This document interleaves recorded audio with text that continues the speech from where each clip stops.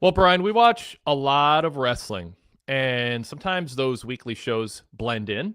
It's hard to remember one show from the next sometimes because a lot of times the setting is similar. AEW shaking things up this year with a variety of different arenas, which was sort of, because attendance was down, they kind of had to.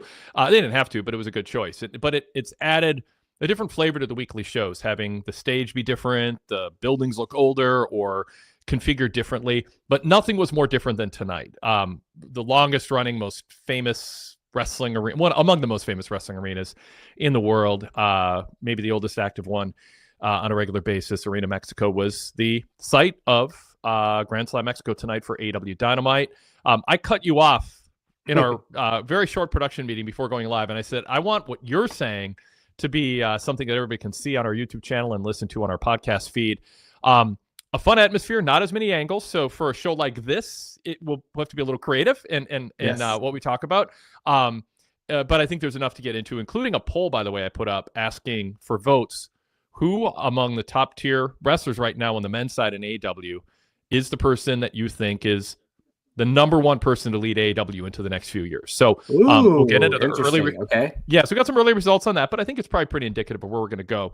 So I encourage everybody watching live or listening or watching on delay to go to PWTorch.com, look for that poll, or go to the opinion section to grab the poll and vote. So Brian, with all that said, tell me what you thought of live Arena Mexico hosting. Let me get my syntax right. Yes. What did you think of Arena Mexico in that atmosphere? In that building hosting a nationally televised cable Major League Wrestling show in 2025? Well, one thought I had going into the show, Wade, and I'm kind of anxious by nature anyway. I was hoping, oh God, AEW, please don't have production issues on this show. Please don't, please don't, please don't. And I think everything went off without a hitch. I didn't notice any problems. And the sound that ring mat makes, Wade, doesn't it? It just makes you feel like a cartoon, like you fall from a building and you hear like a splat. It's great acoustics. I think it's small. I think I was enamored just by the barricades just being screwed in. As Excalibur explained. I actually love that because it just didn't. You knew it wasn't going to phony explode because like a barricade spot. I think that's one of. I think that's the spot I hate the most right now, just because it's so overdone.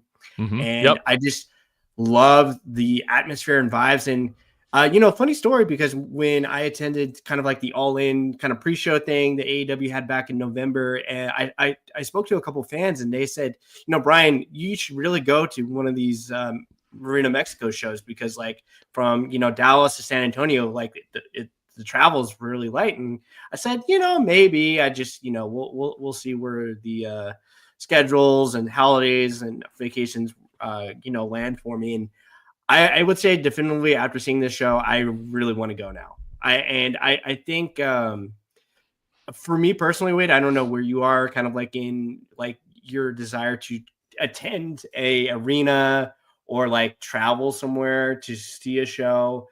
I really want to just see the nostalgia, because I'm a type of person, I'm a big nerd. I like actually seeing stadium tours. If I'm out on vacation somewhere, I want to go out of my way to see the history and nostalgia and everything like that. Do you have like a preference of arena you would actually like to go to, like as far as a bucket list, whether it be in America or outside? Or I want to go back in time to like the mid 80s and see the Freebirds and Von Erichs at the Sportatorium in Dallas. Yes. Honestly. Yes. I haven't been to Japan to see wrestling. I was very close to going once, but I realized I'd have to go to a 24-hour instant passport center in Chicago. And the logistics just ended up falling through because I didn't have my passport. It wasn't going to come on time. And so it never materialized. I will say I traveled to Tijuana, Mexico, and saw a great lucha show over 30 years ago at a bull ring. And that is top tier. It's in my top tier of wrestling experiences. Nothing beats my early fandom, AWA St. Paul Civic Center, that the tail end of a red hot AWA territory, major, brand at that point or company, with the Nick Bockwinkel, Vern Gagne. It was Vern Gagne's retirement match. Nick Bockwinkel sold out crowd. Wow. Nothing will ever beat that atmosphere. I've been fortunate to see a lot of things in my own town because I was part of the national expansion in the mid 80s. the Twin Cities was a hub for that. I'm based in the Minneapolis-St. Paul area. And so Bill Watts came to town with the UWF. Jim Crockett came to town with prime Ric Flair, the best Barry Windham that you'll ever see in person, Dusty Rhodes. And then the WWF's, signed away a bunch of AWA stars, and I got to see Hulkamania and in the AWA and then also in the WWF. So I have like great memories going back a long distance, but I traveled around a lot. I went to shows at the old Philadelphia Spectrum, Madison Square Garden. I mean, honestly, like I've seen just smaller indie shows too, right. In Chicago at an old, what's it called? The on Halstead Street. Saw Paul Heyman book a Windy City Wrestling show. I have great memories of a lot of arenas I've been to. I don't have a bucket list where I feel like I would be unfulfilled at this point because of the diversity. I mean, ECW Arena, I can't not mention that. Pennsylvania Hall in Philadelphia for the 3-match series, Eddie Gilbert and Mick Foley, Cactus Jack. I could go on and on. I've seen a lot of really great stuff in a lot of great buildings. I will say this and I'll throw it back to you. I was, that wide shot of that arena, and then I looked it up online to see what it looked like on the outside, and it is. I don't blame AEW for not showing the exterior. It might take a little of the mystique away, but in a way, it makes me want to like look at the building from the outside, kind of in person, not just be at the mercy of some photos online, because it doesn't look. It's so humble on the outside, and you wouldn't know what's behind those doors. But then, you get into but the signage, it's like pro wrestling or lucha libre and circus. Like there's the signage on the outside. So there's so much history there. And then, like when MJF was telling the referee, he pulled my hair. It took me back for 35 plus years. Like when heels used to do that all the time. Anytime they got outpowered and tossed down, they'd claim a hair pull to the referee. So MJF was playing into that world. And I wouldn't say it's a time capsule because in ways it's very much with the times, but there is something about the fan investment in what's happening that feels throwback. It was a lot of fun. I mean, like I said, no promos to speak of other than a promo from Hangman that I didn't understand and barely could make out what Excalibur was translating. But I mean, it was a cool experience. I'll take that once a year.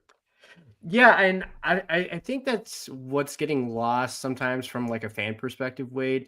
I don't think there's been obviously, the economy, it's not great right now, so I understand. But I would strongly, if it's within your budget and your reason, go outside the US and watch a wrestling show, because all I can really compare it to is obviously my experience last year in Wembley Stadium, which, I don't know if you'll ever have a chance to go, but that was just... It was great. And the thing about that show was that wasn't even like the huge 80,000 show, like the 50 to 45 people that were actually attending the show. It felt like 60, honestly. They were great. The energy, and just like when you can't really describe it when you're just there. You can't really encapsulate like the feeling, because when AEW's always chasing the feeling, I think sometimes within those atmospheres, that is really the feeling that you're looking for as like a fan, a company. That it's just really, really great, because honestly, these fans are really desperate, to see these shows, because they first and foremost, they don't come on around that often, and they're really, really intelligent of the products. They know what's going on, and I know we'll probably talk more later on, but that Mystico entrance, Wade, I know we're probably skipping ahead, but that was tremendous. Somebody asked me, what would you compare that to, Brian? And I said, well, Nigel's hometown pop in the Casino Gauntlet last year was that was probably the nuttiest thing I think I've ever seen from a hometown guy. But that was, this was actually like a hometown hero reaction. That was incredible stuff. Decline says the show was worth it for the Mystico entrance. Brian, some people are listening to us, watching us, didn't watch the show. Elaborate. What stood out about that? Paint a picture. Talk about the emotions. I think with something like this, the only thing I could really compare it to, for anybody who's familiar with New Japan Wrestling, with Suzuki Kazaniere. I think a lot of U.S. fans are really used to that, and it's probably not what it was maybe 4 or 5 years ago. I think I would want to encapsulate and be in attendance when fans are seeing Kazanina Ray at the, at Tokyo Dome. I think that would be really fun. That's what I could kind of compare it to. And I thought it was a great idea for anybody who hasn't watched the show yet. AEW they let the entire experience breathe. And I was just like, thank you, like a Jey Uso entrance. Yes. Yes. I mean, exactly. I that's what it was. It was most like Jey Uso. I mean, for people who didn't see the show, there was a stage, so wrestlers could come out on the stage, on the regular stage level, but there's a platform higher with stairs, and he's standing up there running back and forth. The crowd's going nuts. Then he, comes to the ring, and I mean, it's just like, it's I'm willing to say that was like, Jey Uso like, in terms of the crowd just being super I think that's into really it. A fair comparison. Yep. And in the cameras, and the microphone just telling the story, it wasn't. Yeah. And just just panning to all the fans and singing and everybody just into it.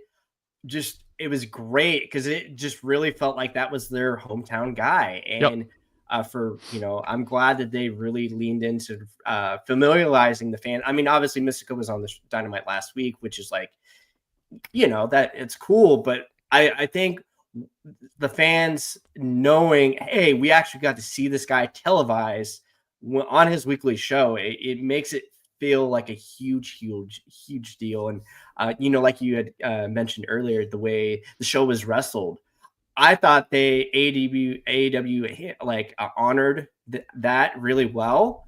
Obviously people might complain about like a roll up finish here or there, but there wasn't like typical shenanigans. Yeah. I think this was really kind of into like a really like entertaining house show, like for folks in the States. And that's what it was. This was a camera. It's kind of what we imagined in the early years of the WWF or WWE network, where you like, oh, we're going to just show you MSG on a Saturday night and like point the camera at the ring. This had more special, more production values than that. The lighting was great. I was with you. I was a little worried about production. I'm a Timberwolves fan who sat down to watch an NBA game on TV that was in Mexico City, and there was like smoke in the building, and they had to cancel the game and replay it like months later back in the States. So like, and I was excited to see that new atmosphere. This was several years ago, but and so I was a little bit worried. I mean, it's a new setup, and there can be surprises. But it came off really well. But it did have that vibe of a window into a pro wrestling culture with so much history, and fans attending, some new who are just there to see Will Ospreay, but a lot of people who have been watching generations of these stars under masks with all the history and knew this was a special deal. And AEW did a great job filming the crowd tonight. I mean, they picked some really good camera angles too. And first impressions are everything. And I absolutely think they hit this out of the park. Now, what will this lead to like going forward? I mean, I would hope maybe at some point, if there's a forbidden door, or maybe if I don't know if it's within CML's like power to like actually let AEW like run a full pay-per-view there. I think that would be the goal at some point, because I think they showed that these fans would be willing to absorb the product, and this was a great relationship to kind of like show a kind of like a give and take with both AEW and CMLL, like honestly. And I just think there wasn't like a burial of there was no controversy. There was no like, oh my God, there wasn't like a Joe Hendry type situation on this card at all. I think everybody kind of, it was a fun house show. So everybody won. And then if anything, there are kind of angles that are building for Forbidden Door that you can kind of like even leap off in that direction as well. Yeah. I enjoyed the show for the reasons that said at the beginning. It's different. Different isn't necessarily good, but it was different and good. Yes. I am not convinced that this is going to do well ratings wise. I don't think that they did a good job. There are stories to tell here, and a really good video producer would have just seen this as a buffet of opportunities to tell stories to get people excited about what's going on here. And instead, it was a little bit plug and play. Let's just drop 5 wrestlers against 5 or 7 against 7. The one that stood out the most was, MJF channeling 1970s, 80s heels in a building that was going to respond to that kind of heel. Mystico pointing at the Mexican flag when he entered the ring and taunting MJF, the crowd heat when MJF shoved him down at the beginning and gloated, and then the response when he knocked MJF down. The simplest of moves got the biggest pops or some of the biggest pops of the night. Obviously, the crowd pop for, Sky Twister moves from Ospreay too. So, but the most effective matches were the ones that were simpler. And so in a sense, I see this as, in and of itself, you can point a camera in the crowd, in the atmosphere, and the history. That's great. And obviously, Decline points out in the chat, were all the multi-man matches not a nod to the history of Mexican wrestling? Sure. I'm not even, and then that's a kind of a conversation going on in the chat about all the multi-man matches. But to me, you can do that, but I don't think they needed to do as much of it. But we did get the one-on-one MJF Mystico. We got one-on-one, the women's title with Mercedes winning the CMLL title. But I think every match, multi-person or one-on-one, there was more, if they had put more elbow grease, more energy, more budget into just little video features. I'm not saying the 6-minute one they did with Kenny Omega and Okada last week, but tell us a little more about who these people are. Do what American Gladiators is going to do. They're going to show, how you get people to care about a wrestler or a competitor or whatever in 30 seconds. And they left that part out. And I think that would have totally been worth cutting a minute off of each match to give a minute of a little bit of stage setting. So that's my major critique for a show that's this out of the routine and ordinary of the established ongoing feuds. No, I actually agree that that's a excellent call out, Wade. Just because you would think, I know it's hard, but like if they knew they were running this show, especially with the backing of Max, how I think they do this a lot, kind of more on Amazon. Well, they'll do kind of like cool background locker room stories on, a team winning in the finals. You couldn't have thrown maybe like a 20 to 30 minute pack, like even like a short video and just thrown it on Max and says the history of Lucha Libre or something, just to explain the history of like the arena. Would that have translated over? Would that have gotten more fans to watch? No, but I just think that would have been really a good opportunity to kind of really hammer home the history. And maybe there's an opportunity to maybe do that last time. And like you said, it's like, I think there's a middle ground somewhere, because maybe you could have like had a video package of maybe having like interviewing fans, kind of like showing more history of what it looks like to go to a Friday night show. Because that's what I hear. Going to the Friday night show in Arena, Mexico, I just hear it's a wonderful, wonderful experience. And maybe next time. Yeah. So, I don't want to harp on that. I think the point's made. There were stories to tell. They could have told them a little bit better, not leaned on the commentators to do it. I do think, WWE is doing it now. And people heard me say it dozens and dozens of times over 6 years. AEW, especially early on when they had the big crowds at the major arenas, they should have been showing fans lined up with their merch, getting excited with the camera walking by them. WWE's doing it now. So AEW would look like they're copycats, but I've been saying it for 6+ years. AEW had a really enthusiastic fan base. It was their sixth man, or whatever you want to call it in a sports analogy.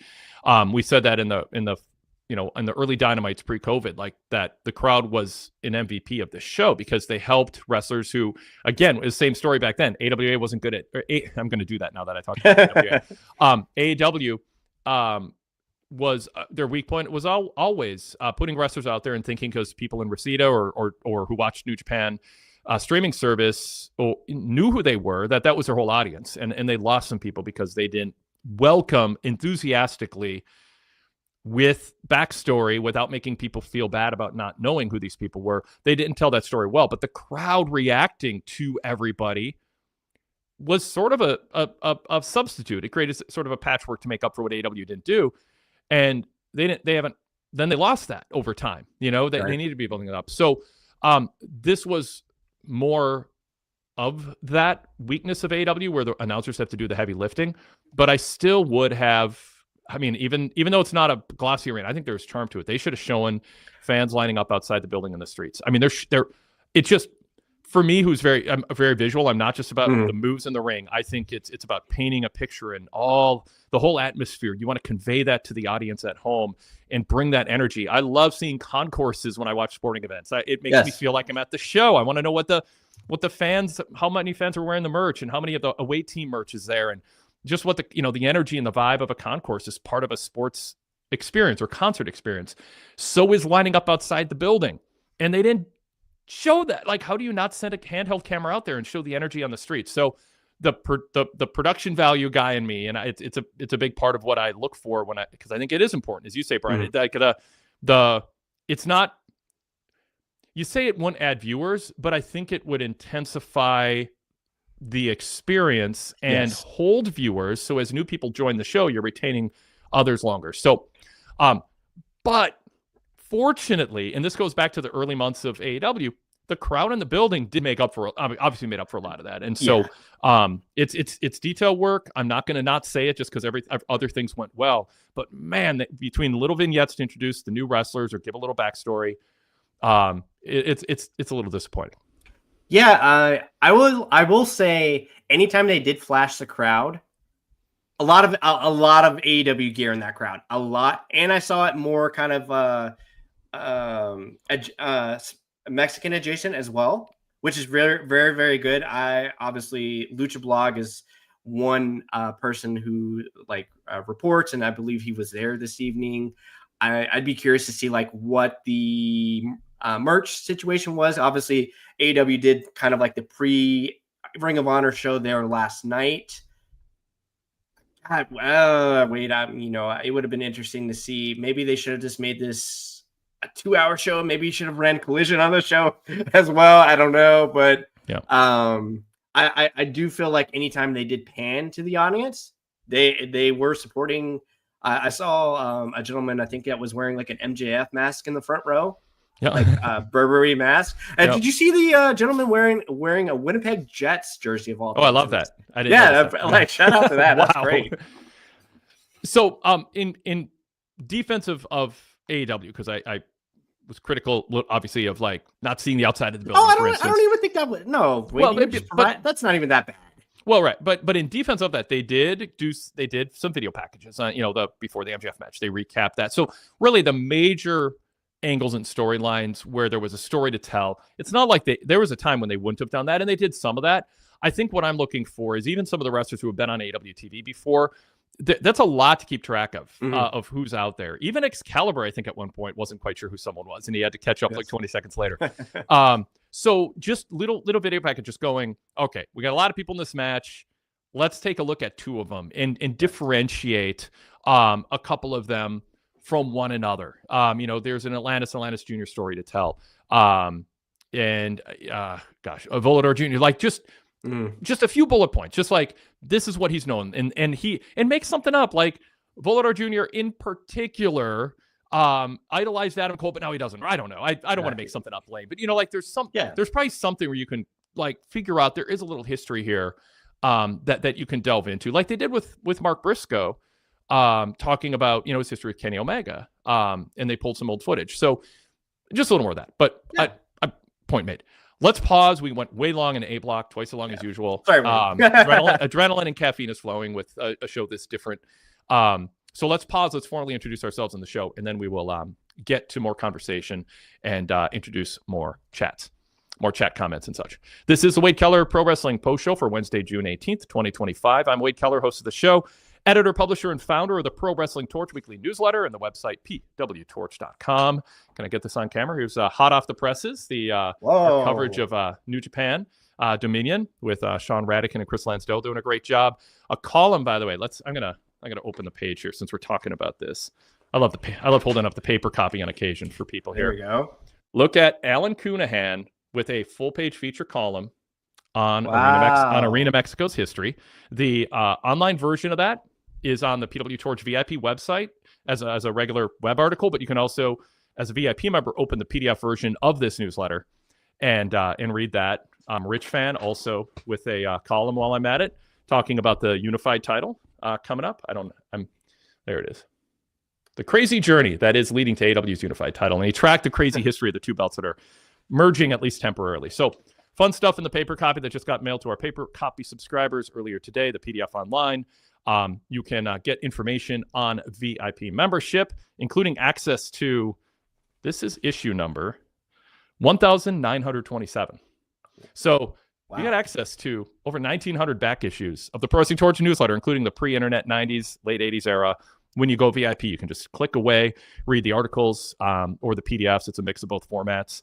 When you go VIP, pwtorch.com/govip. That includes my report on my trip to Tijuana, Mexico, to see that show at the Bull Ring. So going way back. So check it out, pwtorch.com/govip. If you enjoy our approach to covering wrestling, there's a lot of people talking to wrestling out there. There are very few bring the diversity in many ways to our coverage and the experience that I have and a lot of people on the staff have. I think it's, a level above a lot of what you get in places, and we cover it differently, kind of the business, the aesthetics, the palace intrigue, the politics. It's not just about great moves and great matches, although we like those too. Yes. My co-host today is Brian Zilem. He is a PWTorch contributor. Brian, welcome to the co-host chair. Fun to have you on. Thanks, Wade. I really appreciate it. And for anybody who's not familiar, obviously, hits and misses for Weekly Collision. Obviously, we're back weekly on Saturdays now with Collision. So that'll be fun to get back in that groove of that. Yeah. And obviously, we're also, I'm fortunate enough to have the Collision Cafe available on the VIP platform for anybody who's already a subscriber. Myself and Amin and Jenny preview Collision, talk about anything going on at AEW and maybe some casual wrestling topics as well. And it's been really, really fun. Weekly episode just dropped this week. And, I'm just really happy to be on board and ready to, talk the rest of the show and read everybody's comments about what they thought. Sounds good. Yes, you can be part of the show. Type your questions into the chat if you're watching us live on YouTube. I host post shows after Raw, Dynamite, and SmackDown every Monday, Wednesday, and Friday nights on the PWTorch YouTube channel. Just search PWTorch on YouTube. You can also watch the shows on YouTube on demand or do what most of you do, which is subscribe to our podcast feed. We have a red logo show and a blue logo show when you search Wade Keller. And when you search Wade Keller, you'll see two different logos pop up, a blue one and a red one. Subscribe to both. The blue one is not on YouTube. It's podcast exclusive. It is our weekly flagship. Rich Fan, Pro Wrestling Torch columnist, joined me yesterday on the flagship. 2 hours of discussion on a wide array of topics, including King and Queen of the Ring, some TNA talk, and definitely some AEW talk too, including him talking about his column in this week's newsletter. The Red Logo show is the post show. Still worth subscribing to those, even if you watch us on YouTube, because we have some flashbacks and exclusive content on the podcast side of things there. While you're at it, search PWTorch in your podcast app and subscribe to the PWTorch Daily Cast. There's a different show each day of the week with different hosts. I'm not part of that lineup, but PWTorch contributors are, so you get different voices, different pairs of hosts talking about niche topics, WWE, AEW, the indie scene, the 90s Past Cast is a blast, on and on, including Wrestling Night in America, our live post show after PLEs and pay-per-views. You'll see the charcoal gray logo pop up too if you search PWTorch, the PWTorch VIP free sample feed. Subscribe to that for free, and then you can upgrade if you use the Apple Podcast app. You can actually unlock the VIP shows using your Apple account. It's as frictionless and easy as it gets to get our VIP shows and the ad-free versions of these shows if you subscribe to that charcoal gray VIP show when you search PWTorch in your podcast app. One other thing, please like this show. Please comment below and subscribe to our channel. We want to hit some benchmarks with subscriptions, so don't just watch. Subscribe, like, and comment. All right. Let's Wade Keller podcast at gmail.com. If you want to contribute to the show that way, that is a way to do it. If you can't join us in the live chat, or you don't want to, or you want to write something longer than fits in the chat. And you can also be a video caller or audio caller if you're a VIP member or a Patreon supporter. Just go to my TV report on the VIP website. There's a link to be a video or audio caller. Same thing on our PWTorch Patreon page. Search PWTorch in Patreon or Spotify for details on subscribing there. Okay, so Brian, yes. We had Hangman Page at the beginning. I put an article up on PWTorch.com late this afternoon with the minute-by-minute trends for last week's 4-hour show. And interesting. I was curious about the there's reasons to go to PWTorch.com every day, folks. We don't bombard you with the 20 SEO-generated AI headlines of the day with maybe news, maybe not. We have really just cool content that's different. They kind of settle in and read analysis, but also things that are different than you'll find other places. And the minute by minutes are one of them. And one thing I was curious about is how the Omega Okada 5-6 minute video package would do relative to other content. So I tracked that and talked about it in that article. So check it out on PWTorch.com. It's near the top of the listing. I also looked at what the drop-off was and at what pace during the 4 hours last week. And there's a point at which they really started to lose viewers, and I got into that. I say all that because I'm curious about Hangman Page holding the audience for 5 minutes, cutting a promo in Spanish with Excalibur trying to sneak in translations, but talking over Hangman sometimes. You couldn't really hear him. And I don't know how smart of a move that was, but then again, people tuning in, I mean, obviously there's some casual people who are like, screw this, he's talking in Spanish, the show's not for me. But they tune back in, right? I mean, but right. It was cool that to me, I don't know Spanish well at all. I mean, I don't generally recognize if someone's speaking Spanish, but I don't know what they're saying. I thought he did splendid. He seemed more, but yes. People who know Spanish go, no, I mean, he probably was right to say he's not polished. I guess it's just relative, but sounded good to me, not knowing what he was saying. But I thought that was a bit of a daring way, but it set the tone a little bit. Hey, this is different. And I enjoyed it. So I'm not selfish. I think it's almost selfish to go, well, if I can't understand what he's saying, I don't want to watch, because it was cool to see him bond with the fans. But it was a bit of a ballsy move for Tony Khan to go, let's start a show with a wrestler talking in a language that most of our audience, frankly, is not going to understand for over 5 minutes. What did you think of that call, Brian?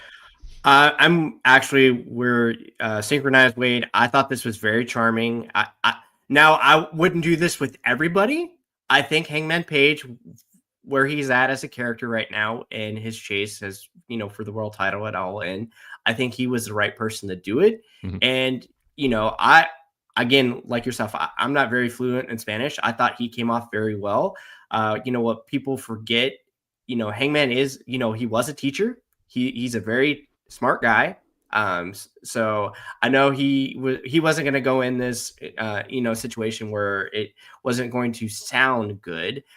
But, like you said, it is kind of a risk, because I can't recall watching a wrestling show where somebody spoke a different, dialect that I wasn't really familiar with. And you think about, somebody like Takesha or like Io Sky.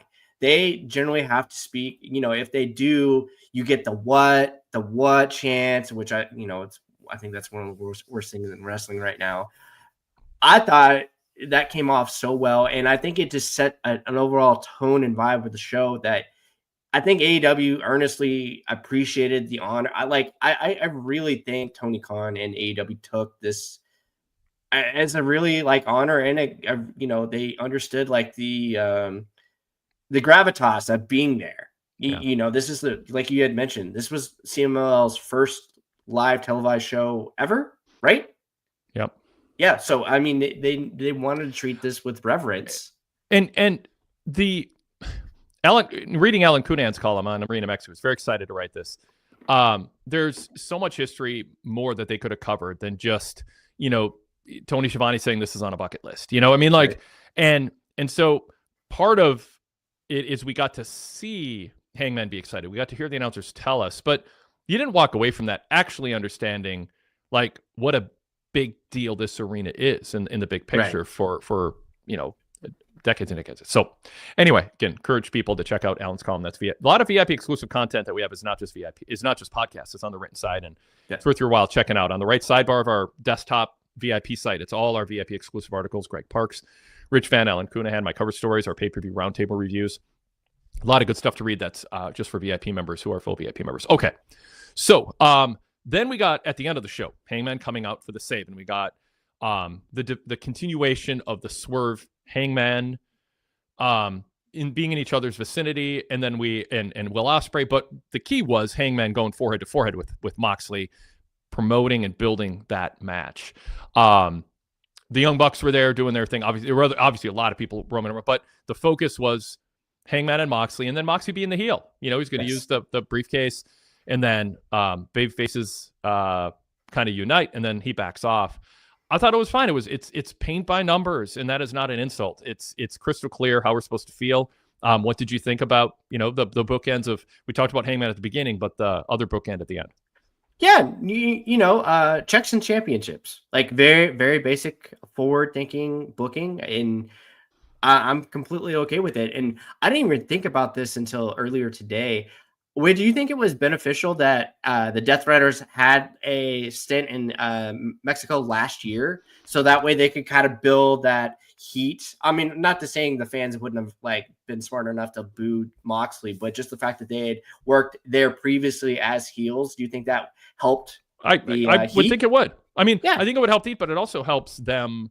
Any wrestler who's been in that atmosphere is going to know or should have studied up on how do we get the reaction out of the crowd? Right. And so there's a comfort level there too, in terms of, okay, this audience is going to react a little differently than sort of the homogenized, NBA arena tour that typically WWE and AEW do.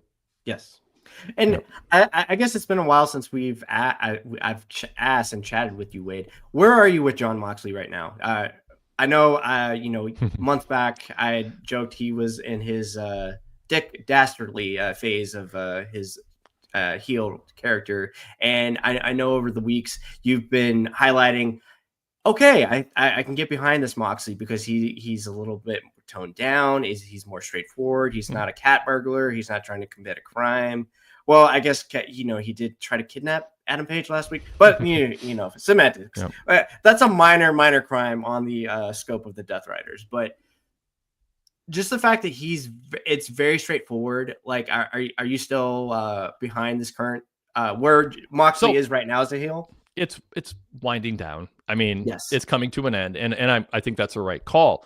But we're not getting weekly speeches about that where you're not ongoing. That sounds good to me, but I'm supposed to boo you. I mean, he's abandoned that, and now he's playing a chicken shit heel. He's a badass until the numbers are equal, or he gets caught trying to do something outside the bounds of bell-to-bell action. So, I mean, he's playing a good solid heel right now, but I think everybody's ready to move on. I mean, he's not doing well in our poll and our early results. People asking, who's the centerpiece?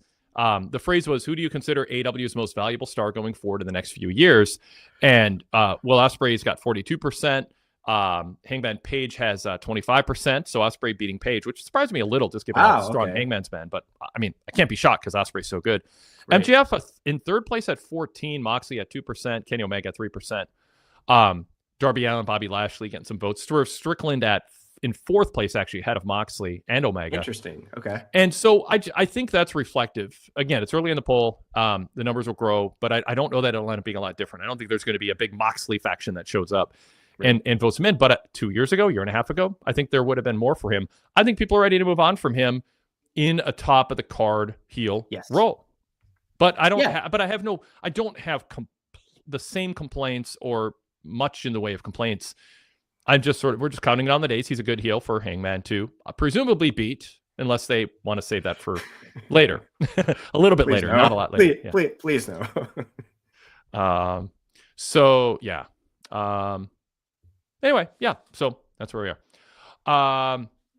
There's a variety of comments on some things that we had said so far, including Kyle Fassel says the only printed newsletter in the business. Yep, the last standing paper copy, Pro Wrestling Weekly.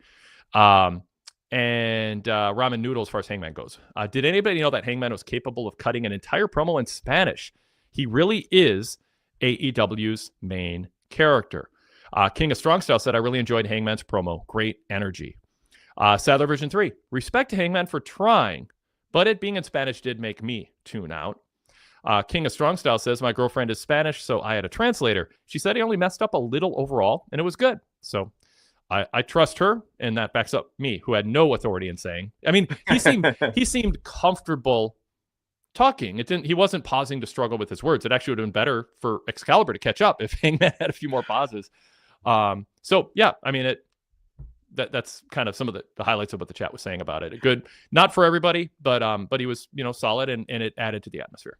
Yeah, I know the Chris Cheriton role is not for everybody. I know it's probably different to do that at a New Japan show, and I appreciate him trying to sneak that in, like we've touched on. But sometimes he was trying to talk over, so there wasn't really any pauses. But I think like one of the previous comments said he had great energy. So like, I mean, he could have definitely fooled me if he flubbed. Yep. Zach Barber of all people says, as revisionist as the video packages were on the WWE AEW AAA show, one video package like that last week on Arena Mexico would have been nice. I'll take one tonight on the show. Yeah. Celebrate history, amplify why, just this was a place to do that. So I like that. King of Strong Style said, I love the video package. It got me hyped. So anyway, another just kind of something we're talking about, and even Zach Barber, PWTorch contributor, check out his AEW feud tracker on PWTorch on Wednesday afternoons with a good warm-up for Dynamite. Agrees. Maybe that would have been helpful. Okay. Was there a wrestler of the show, Brian, for you? And you can pick whatever category. Like, to me, it's probably like MJF as a heel, because I just think he stood out more than anybody else. And you actually stick to an AEW wrestler and then a CMLL wrestler. Oh, well, yeah, it has to be MJF and Mystico, right? Yeah, I mean, that's kind of... Yeah. So maybe it's a battle for second place. And so, because part of the it's exciting, but it's also part of the problem when you have 7-on-7 or 5-on-5. Like a lot of the moves, it's like there are a lot of semi-equally talented people when it's a blur. Oh, that was a move. That was a move. I don't think Will Ospreay is ever not the flashy wrestler of the night when he's on a show, even with a lot of CMLL flyers. He's just state of the art when it comes to that. But was there anybody else who stood out to you on the show that you actually think somebody who isn't super familiar, some cursory viewing of luchadors on Dynamite or Collision, who stood out above others amongst the masked CMLL wrestlers? I mean, my guy Hologram. I just, because I was a little worried how, because sometimes he just goes so fast. He's like, sometimes he's like 3 or 4 steps ahead of people. And I thought the group of guys he was in there with tonight were exactly what he was looking for, just because, sometimes in those luchador matches, you can flub a little bit if you're going too fast or if you're not on the same page. And I thought there were moments he was, pretty electric. And, a lot of people still aren't really familiar with Hologram just in general, just because, he's obviously been injured. He's come back recently. He's generally on Collision for the most part. I thought he actually looked well. I would be remiss if I didn't mention I was a little disappointed Ricochet didn't win, because I thought as a heel, I heard this. But Hologram won. Yeah, no. I was disappointed Ricochet didn't win, because I heard an excellent pitch from Michael Hemflint today. He wanted Ricochet to win and then fly to Turkey potentially as a rib. So that way, because everybody's going to Turkey to get hair. So it would have been funny. But Hologram, I thought, looked really, really good tonight. Good for him. So to me, like in terms of AEW-based heels, I thought Lio Rush had a good night. Ricochet had fun exchanges. Ricochet got to be flashy, but also heelish. I didn't think Brody King had the best night, but he stood out just in terms of the moves he did. They replayed some terrible forearms that he threw too last week. But so I didn't think he had the crispest of nights, but he was prominent in that opening match and stood out just because body type wise and the physicality that he brought was different than the others. I don't think Kyle Fletcher stood out much beyond ring introductions tonight. Did anything stand out memory wise with him? No, not really. I mean, the Don Callis family, for anybody who doesn't follow Collision, they're our main kind of focus right now. They're anytime you watch Collision, they might bookend a show nowadays, so you'll see a lot of the Callis family. Kyle Fletcher kind of just looked like a guy. I was actually really surprised at the reaction Adam Cole got. I don't know about I was actually really, really surprised. I was going to bring him up. Great next, reaction. Great reaction from Adam Cole. Yep. Zach Barber says Brody King wearing an Abolish ICE shirt deserves a shout out. So there is the shout out. Scary what's going on. And King of Strong Style. So those multiple men matches were a little much for me this week. Kyle Fassel says there's so much talent in AEW, it's hard for them to stand out in the multi-man matches. That's kind of part of why I'm doing a segment on it. Also, we don't have promos and angles to talk about, so it's like, well, let's see, what stood out on a show, who successfully managed to do something not worthy of criticism, where it's like, oh, they're getting in the way of things, but where someone comes out of this going, yeah, in those multi-man matches, I actually remember this spot or that wrestler. And sometimes it's not the moves, it's what you do between the moves or the personality and how much you're able to stand out. And like Adam Cole seemed to have a little, extra spring in his step too, even just in the ring entrance and reacting to things. Let's you mentioned hologram. I'm trying to think if there's anybody else amongst the masked wrestlers who you think a casual AEW viewer is going to go, I want to see more of him, based on being in this environment and having a match that's a longer lucha style match. Yeah, Masco Dorada, I thought he actually looked really well in that format as well. I know he's been on AEW more the past few weeks. I thought he looked really, really good as well. I wish I would have I think there was a match last night with Bandino and another luchador that there was this crazy video game spot that they did from the top rope that was going the rounds on the internet today. That looked pretty crazy. I wish I would have known which luchador Bandito went against last night, but I heard that was actually a pretty cool experience from like a luchador standpoint. Let's talk about the Mercedes Zeuxis match. Okay. Mercedes winning another belt, and then Toni Storm coming out after fun kind of pulpy detective movie video, showing up behind her and German suplexing all the belts. I think 5 of them. That one just flung her and flung the belts. I mean, it's sort of cartoonish and comedic how many belts Mercedes has. I don't know if they're going for haha or not. I mean, it's like, but Toni Storm has the one that matters more than anything. She's the character that matters more than anything. And it was fun to see her be part of this atmosphere. But yeah, what'd you think of the match with Mercedes winning the CML World Title in 10 minutes in Arena Mexico? I'm not surprised that she won. Once they booked the match, it just makes sense.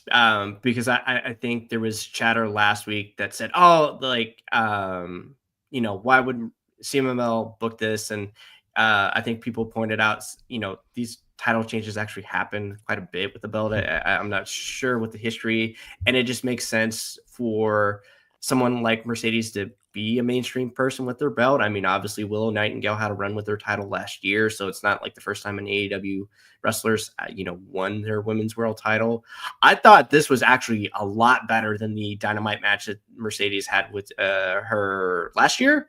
It was that match I would say was there. I thought this one was a little bit more snappy.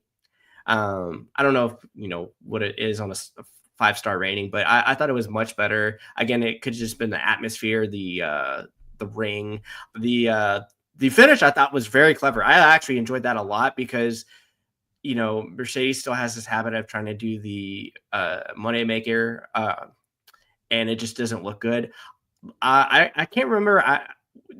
Would you say that was just an avalanche reversal of a power slam? When Excalibur is stumped, I'm not sure I want to jump in, but yes.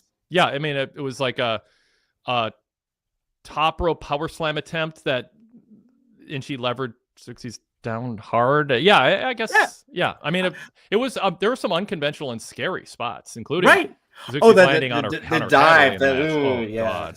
When you have 3 announcers all gasping at once, it's not great. Yeah, definitely.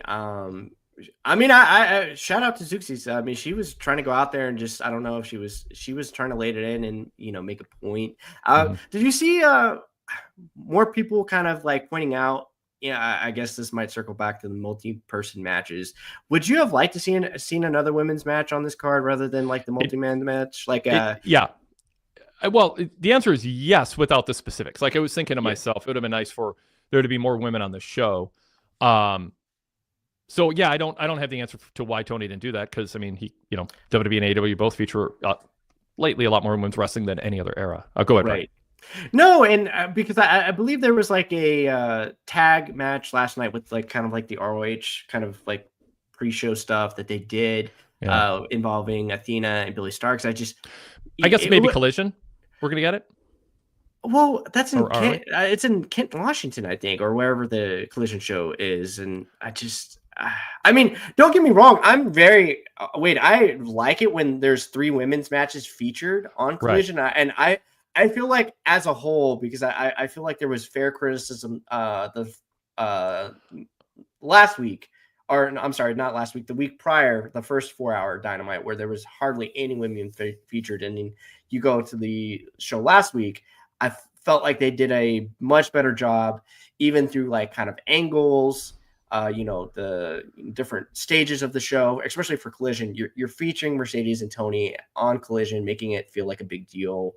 I wish I had more answers for somebody. Would I have rather seen Willow Nightingale or even Statlander rather than the opener? Yes, absolutely. I especially with Willow, I've been there, and Willow's one of their most popular stars. I think she would have gotten a great reaction. There's no reason you couldn't have paired her with even like someone like Lady Frost, who's been down there a lot. I mean, she could have easily been in there. Now, I would have preferred like more of a singles. I don't know if I would have wanted a multi-women's tag per se, or if they're trying to do a women's tag team titles, if that's what people are trying to wish out into existence. Maybe you could have done something with Ty Mello and Anna Jay versus somebody. I think there was definitely options there. I'm with you. I don't know why, but I would have liked to see that in place of the opener, I think. So if they didn't have the opener, then, there's no Adam Cole, who we talked about. Ramanuja goes, Mexico loves Adam Cole. He had one of the night's best reactions. He did. But if you skip that opener, then there's no Dax, no Fletcher or Takeshita, no Lance Archer, Josh Alexander, Bandito, Danny Garcia, Brody King. I mean, there's a number, but this isn't Little League. You don't have minimum number of minutes, or it's like, but I do kind of understand, instead of a one-on-one women's match that can be saved for Collision. Yes, it's not Arena Mexico, you're not getting that, but I don't know. I mean, I understand. It's not Little League. It's not get everybody on the show, but this was kind of special, and I understand Tony going, we got to fit a lot of these CMLL wrestlers on this Dynamite for them, not just AW wrestlers or the fans at home. This was a one-off show where I'm more understanding of maybe doing things for the wrestlers a little bit. Yeah, I will say, I don't know where you felt, Wade, as far as like the card as an experience. I felt like the card went by so fast, and you look at the time limits. The longest match on the entire show was the Mystico MJF match, and it only went 16 minutes. So I was a little worried when FTR, anytime FTR is going to, open a show, I'm just like, okay, Dax, are we about to go 25, 30 minutes? Let's not do that, please. Yeah, I know. But that, the Mystical, that was the longest match on the card. Even the, the main event went 16 minutes, 13 seconds, according to Cage Match. The women's match did go under 10, which is, the 4 million peso match went 15. Okada and Briscoe, which we haven't talked about yet, only went 13 minutes. I thought that was completely fine for what it was. That didn't outstay its welcome at all for me personally. Almost every match was 15 minutes, give or take 2 minutes. Yes. So they were all almost all of them were roughly the same. The women's match shorter than that, the Mercedes match. So in that sense, I mean, cutting a couple minutes either way, it's not a big deal. I'm with you. I'm glad they didn't do a 35-minute. Everyone's got to get spots in 7-on-7 match or something like that, for sure. I was going to bring something else up. So let's actually talk about what you just said. Okada and Mark Briscoe. That was another one-on-one match. Did Kazuchika Okada stand out here to you with Callis as his manager?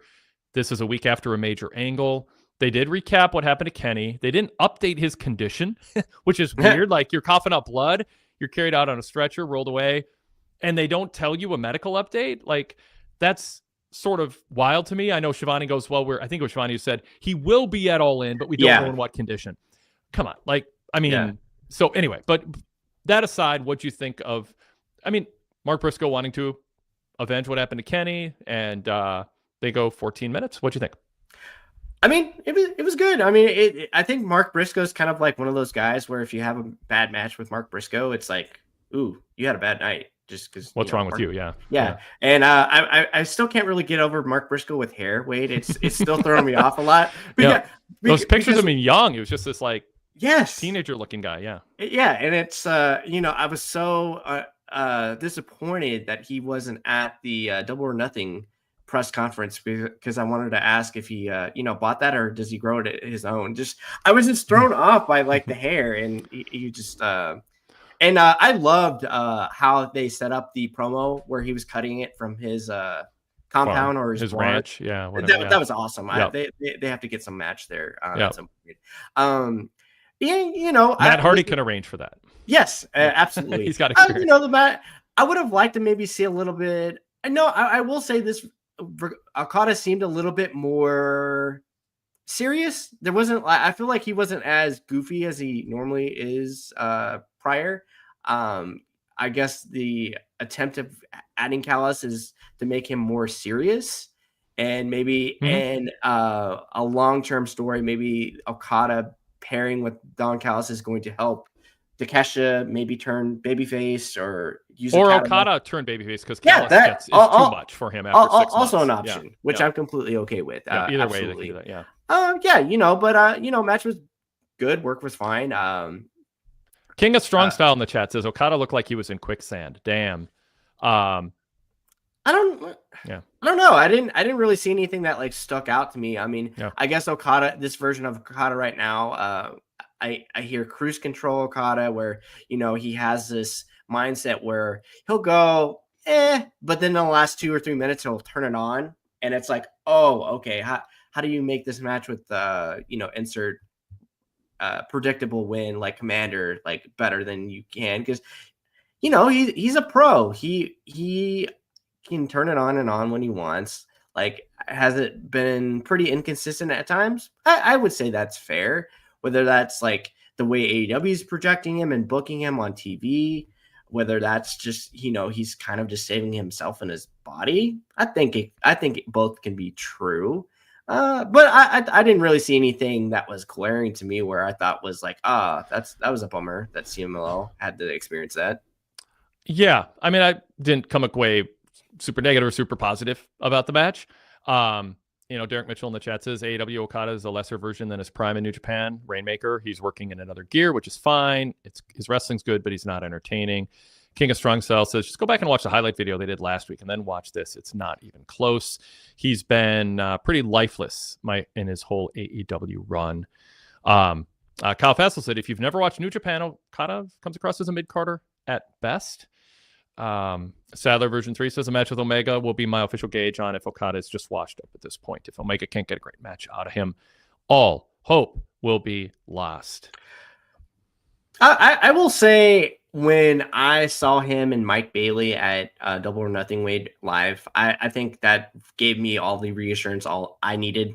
And although I think the criticisms are fair that he's not translating that well consistently weekly on TV, you go back and watch that match, and I was just blown away at, their chemistry was incredible, and Okada can do it when he wants to. And I think obviously All In, that'll be the time and place for him to, now I think people need to gauge their expectations a little bit, because I don't think this isn't going to be like I think there's a bigger drop off in how Kenny looks physically and moves. And Kenny's still great, but like when you look at the video package, I mean, Kenny of 8 years ago, it's a different person physically. Okada looks similar. Yes. I will say, I thought that was more, I didn't see what you had said about the video last week, Wade. I thought that was the most endearing thing Kenny Mike has ever said in a promo. He said, I don't even recognize that guy anymore. Yeah. Where has that been, Kenny? Like just a little just self-awareness and just being like humble. I love that. But I think I think that's fans would probably consider that. But is that the story, Wade? Is Kenny that good of a seller where he's just trying to just slow it down and just say, I can't do terminated dives anymore. What is Kenny Omega, 42? I don't think he is. He is 41. Okay. Well, you're not far enough off for me to correct you. Yeah. Yeah. So a couple chat comments here. Mark Biscotti says Okada took the retirement money and retired while still active. That's how he wrestles. Well, does Okada care that? Does he know people are saying this about him? Maybe he will really step it up. Kyle Fassel says, don't get me wrong, Okada in AEW is good, but when you're talking about one of the best wrestlers in the world, nah. Derek Mitchell said, Okada in AEW, he's been more off than on. And again, if you've never seen him before, nothing about him feels special. Nothing new about these comments. It's just, tonight was a chance against Mark Briscoe to show something more with the Big Angle last week and then being teamed with Don Callis. And it wasn't a bad week. It just wasn't a remarkable reset week for him going into the biggest match in AEW history, or so they're going to tell us. Are they beating Mark Briscoe too much? That was my criticism in my written report at PWTorch.com. Is the match itself was good, but there wasn't any real drama. I'm reading my comments here. The match itself was good, but there wasn't any real drama over who would win. So 14 minutes of action without suspense over the finish isn't great. And I said Okada came off sufficiently heelish overall, especially in the post-match attack. So yeah, that is a broad problem in AEW and Tony Khan's booking is this match will be good. We know who's going to win. Go 14. It's like Briscoe should win more, but Tony doesn't book. There's a tier of wrestlers who just don't lose to people in the second tier on TV. And so, yeah, but I mean, Mark loses all the time, says King of Strong Style. Chris J says yes. And Kyle Fassel says, yeah, Mark Briscoe needs some wins. So, Kyle just says, yeah, I need some upset wins. If you believe in Mark, you think he's got a good following, a good fan reaction, kind of like Speedball does. It's like it's like Orange Cassidy. Eventually Orange started beating some people. So you got to give him some wins and not have it just be, oh, that was a fluke, it doesn't count. Like, no, he is that good, but he's a utility guy who goes 14 and loses to top stars. And I think you can get more out of him, but your top guys have to wrestle more often. You could do a little feud with Mark Briscoe and MJF and have Mark Briscoe just beat MJF clean. Well, that sounds wonderful. Yeah, MJF would be fine. Having them. Yep. And I just think, like you said, Wade, something that just I think it's unappreciated now. And AEW is hard just because you have to reach a certain level of in ring, and I even with the amount of damage Briscoe's done to his body over the years, he still looks like $1 million. And I just feel like the way he communicates to the people and relates as far as a promo and when he speaks, I think that's just I think that's an underappreciated asset that's not being utilized enough by AEW. We just mentioned he cut the promo from his compound. I love that. I just feel like he is one of those few people that are, he's very endearing. He's authentic. I hate for him to kind of be pigeonholed in that Eddie Kingston role right now, where he's kind of just there. He's a fire. He's got the babyface fire, but then, like you said, AEW is only going to push him to a certain level. And Sami Zayn eventually can get over a certain level, but are they actually going to commit to him? And I thought they did at times last year for the C2. I thought he did, because he obviously had the great match versus was it Garcia? I want to say it was Garcia, where he hit the I forget the other finishing move. He doesn't hit that often, but it was really good. And he has these flashes, and like you said, you just gotta get behind him sometimes. Well, Kyle Fassel in the chat says Tony waits too long to do this stuff, like Briscoe winning. Might be too late if they try to tell that story with all the losses he's taken. Okada coming off as a star. It's going to be hard given his kind of cruise control, first stretch. So there is that. And yeah, Kyle says he beat Kyle Fletcher, but that Kyle wasn't. They both were kind of, I think in the average fan's minds, in a similar place on the card when that happened. So it was more of a even Steven trade win type thing. Ramen Noodle says you can't heat everybody up at once. I think Mark's time will come. The position he's in, losing often to top stars, seems to be a position of trust for TK. No question about it. TK values him as a good hand, a utility guy who will get a good crowd response and can bounce back from losses. The question is, can you get more out of him? And if you decide you want to, as Kyle points out, is it too late? As King of Strong Style says, there was a time they could have really done something with Mark. Mark Biscotti in the chat says Tony doesn't know how to tell stories and convey journeys. Full stop. Derek Mitchell says, when I watch AEW, it feels like Tony Khan books his shows like he's playing video game matches. they're booked in simulation mode instead of my GM mode, which lends itself to more of a storyline mode. So anyway, there's some comments there. There's another chat I was going to bring up. Brian, I'll throw. Briscoe feels R-truthy, likable, goofy. He loses all the important matches. I mean, there's something to that. Brian, do you want to offer a topic? I've been kind of leading the discussion. Anything on your agenda? Well, I was gonna say, I think the tag matches should have met your sensibilities, Wade, because I think with the way the tag matches were set up, we didn't see any bad breakups at all. Not that I recall, right? Yeah. I was watching for it, and every time I watched for that, and I just like, I know Wade's like mad, or he cheers, or he's putting a little star by what happened. I can't wait till we talk more about the Mystico and MJF spot, because like you said, I just there's one spot I thought let's talk about it. Let's it's a good time. The match. What did you think of the gear? I loved. It was great. Yep. I like how he's really endearing MJF, like he's like this father figure in a way. Shout out to Bobby and Shelton for wearing full-blown suits. That had to have been really hot and miserable. That couldn't have been comfortable, but they didn't look uncomfortable. So, I guess that shows how cool they are right now. Yep. And for anybody, for our audio listeners, if you haven't seen the clip of the Mystico entrance, go out of your way and watch that when you can. I think there's clips on X, Blue Sky now. I'm sure hopefully AEW puts that on their YouTube page at some point. That'd be really, just enjoy it. They did a good job with that. And, as Wade's kind of like pointed out, this was a traditional old school heel versus traditional babyface match.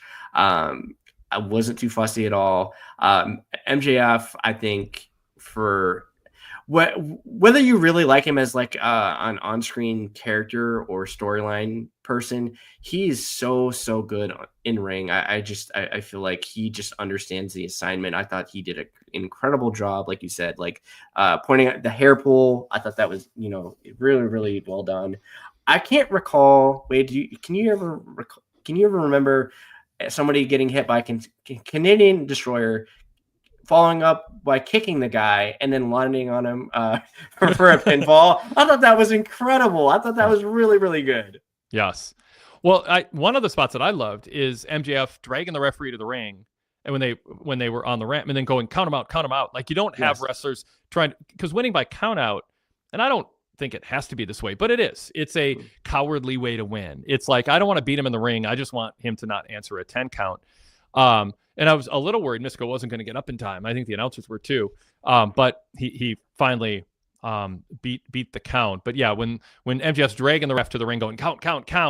And then Mystico was kind of cool. Like, he stumbled to the ring. Mm-hmm. Like, I'm not 100%. Like, it's not the what I call the Tommy Dreamer comeback. You take this incredible beating and suddenly you're just 100% again, which was his signature in ECW. It got crowd pops, but it was ridiculous.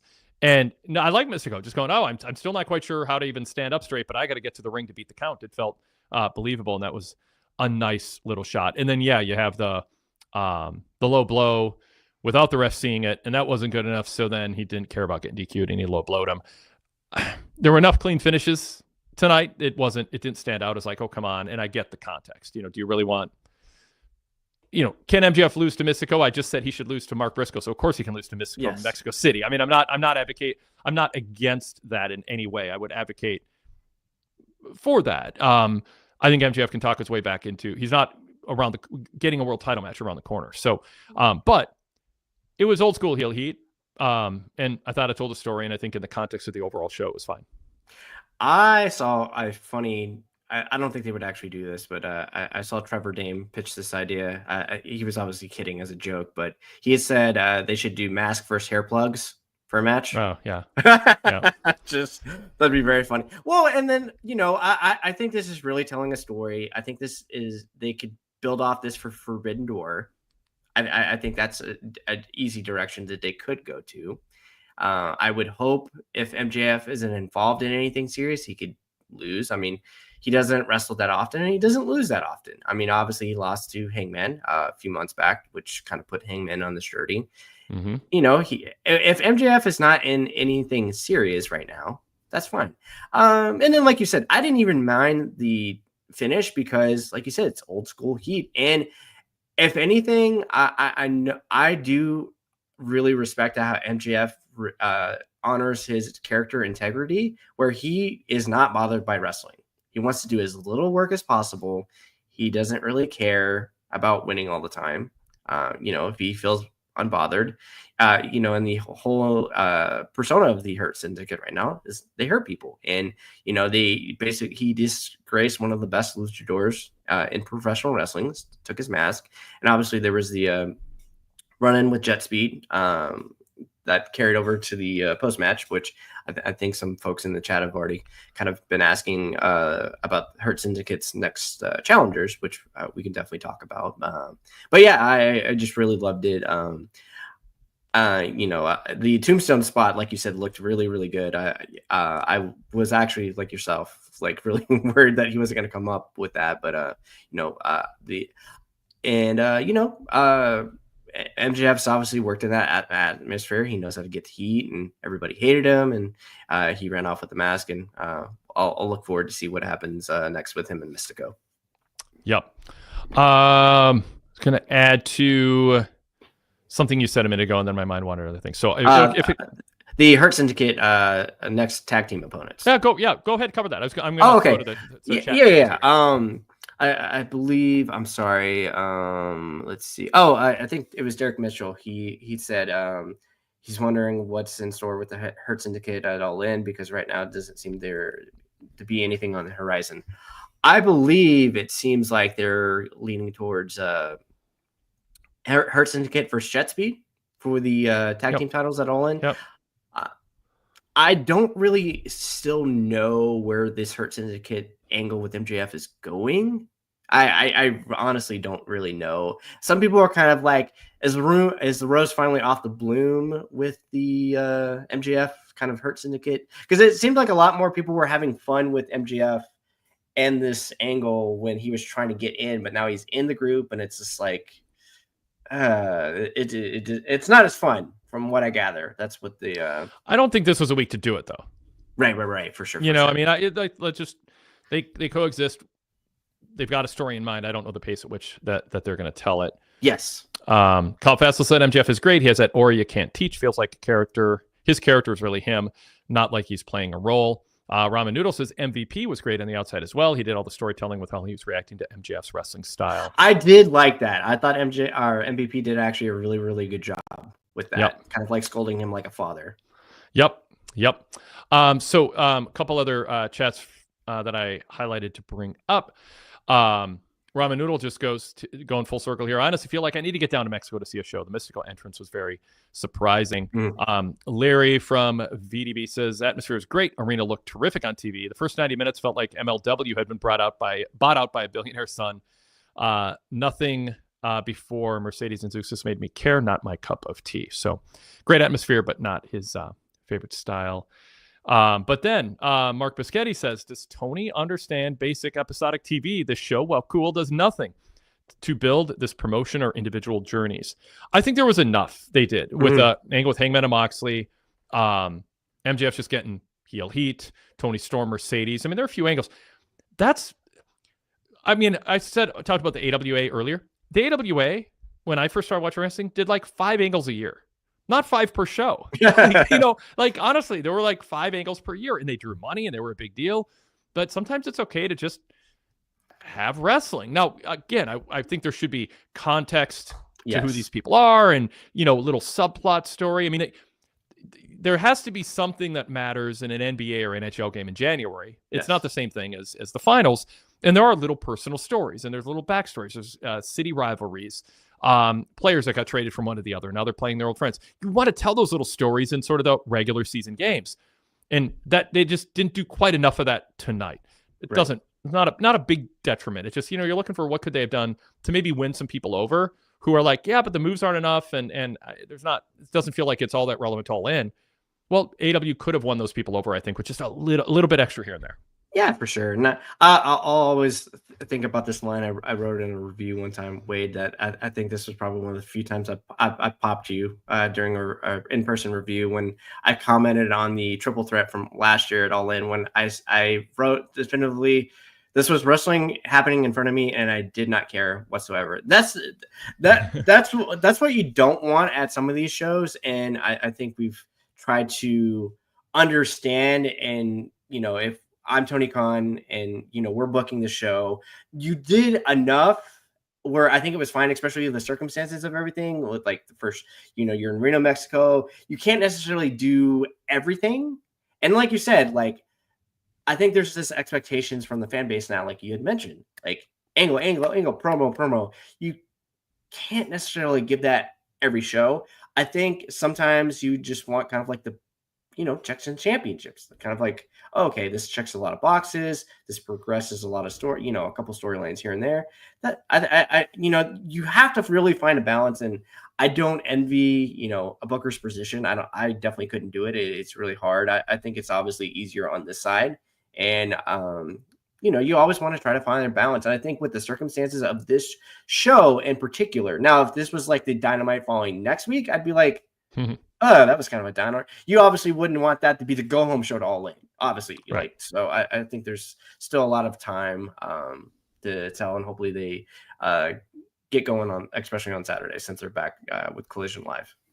Adam Kidd said it was a good one-off type show. Along the lines of what we're saying here. And that's it. That's fine. James in the chat says 24 days until the stadium show, and the women's booking outside of Tony Mercedes has been really disappointing.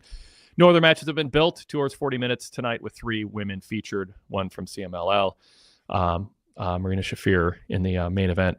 So, yeah, but I mean, that's fine. Tony peaks late. He fills out cards late. So I think that's just fine. Honestly, I don't think we have enough time for them to round things out well. I'm good signing off, Brian, unless there's anything else that you want to bring up. I don't want to cut off any other thoughts you want to get out there. No, I mean, the main event I thought was entertaining. I mean, no really like... Yeah, the Bucks were fun. I mean... Yeah. Not every move was sharp, but Nigel called it out a couple times. Yeah. I will say, since they've returned and actually started wrestling in gear, like traditional wrestling gear, I think that helps their presentation so much. Obviously, they've come back in like incredible shape. Good for them. I really like how they're leaning into the founding fathers gimmick. Good stuff. Excalibur really almost said Cody's name. He said there are other founding fathers, not just the Bucks. He did. I thought that was really funny. Yep. What did you think of the commentary tonight? So we had no Taz tonight. More Excalibur or Nigel, and obviously Tony Schiavone was there kind of in spurts, but God, I really think they need to think about doing a 2-man booth. Like I really think that would help a lot. I felt like this was one of the more focused Excalibur's been on in Dynamite in a really long time. I think they've been trying to do that quietly with Ian Riccaboni, and I love Ian. I love him a lot. As a commentator, I think he adds a lot of he just adds something different to the show where, Dynamite traditionally, like, there's 3 guys that are having fun. I get that. That's fun, but sometimes they can get really off track and kind of like lose track of trying to tell the proper story on a wrestling match sometimes. I didn't think this was a great show to critique AEW's announcing in the traditional way we do. Right. This was a special show. And I thought it was fine. I thought Nigel was fine. I thought Schiavone, he's got a history, and, it's like, the Bucks disgust me, but they're the greatest tag team I've ever seen. It's like, he throws little things in there, and he's been around for a long time. Actually, I think Excalibur is the one who said he's profoundly disappointed in them. And then Schiavone agreed, but he said they're still the best tag team. So I don't know. I mean, I was fine. I was honestly fine with them. I didn't think it was a big talking point. I thought they did a good enough job. I don't know anything too specific that jumped out to me, good or bad. It just, Excalibur knows his stuff enough to, he leaned down a little bit too much for heavy lifting, but at the same time, he didn't get bogged down in just a bunch of statistics for people we're not invested in.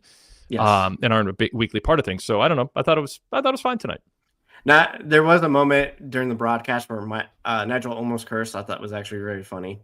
What was that? I think it was. Oh God, I don't know if it was during Mercedes and Zeuxis or maybe in the main event. He had just said there was a spot that happened and he said OS. Oh, okay. He almost said it. It was he caught himself. Yeah. It was very, very, very funny. But yeah, I thought they, good job from all of them. Would you have liked maybe an Hispanic announcer, or maybe trying to like an interview person at some point in the show at all? Kind of like rather than Renee, but someone more on the CMLL group actually doing an interview backstage. Yeah, I don't know. Yeah, but they didn't. Yeah, I don't think you need a bunch of. I mean, it's worth noting they didn't have big screens in the arena. True. Okay, I guess that's really difficult. Yeah, so it's just like this was going to be a house show. I don't think they should have tried too hard to make it anything but it's a house show. It's a point the camera at the ring and let the wrestlers do their thing, which was a early staple of AEW also. But this is not introducing people to a new product that's going to be on every week. This was a one-off, and I think they highlighted it. It's a break from the routine. Now let's get back to a 2-hour, 5-minute Dynamite next week and the week after and the week after, and keep things in check. I thought Beast Mortos had some nice spots and nice moments. Wheeler Yuta's always wonderful in his role and his getting beat up and taking bumps. Powerhouse Hobbs got to do what he usually does. I'm not a big fan of no-selling stars. I think he does too much of that. Even with the Young Bucks, if they're the greatest tag team and Hobbs can just brush them off like that, I know it's kind of his niche, but it feels a little old school, and I just don't think he should be doing it as often as he does. I'd like to see a little more diversity, but yeah. Oh, there is one thing, Wade. I don't know if you've actually had any thoughts about this. Did you see the interview today Sports Illustrated did with Athena? No. So, apparently based on everything that, Athena hopes, she's at All In, and she'd be very disappointed if she's not on the card.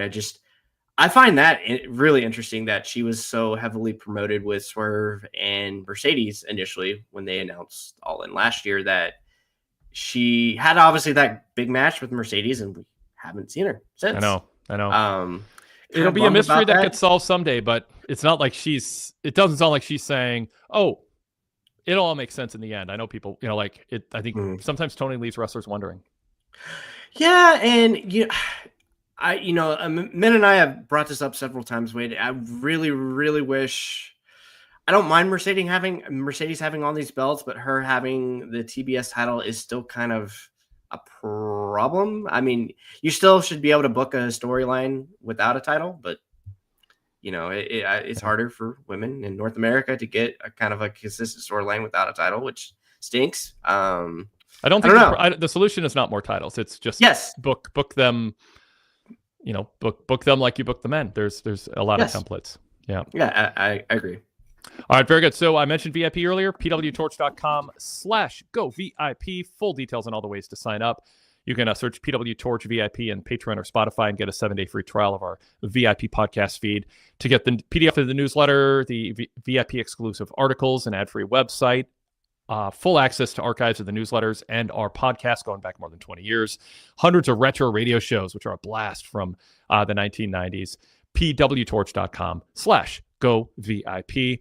Once again, please like this show right now. Please comment below right now. And if you haven't, of course, subscribe. Brian, thank you so much. Great talking wrestling with you again, and look forward to your next Collision Cafe on the VIP side of things. Thanks, Wade. Thanks, everybody, for listening, and we'll talk to you all next time.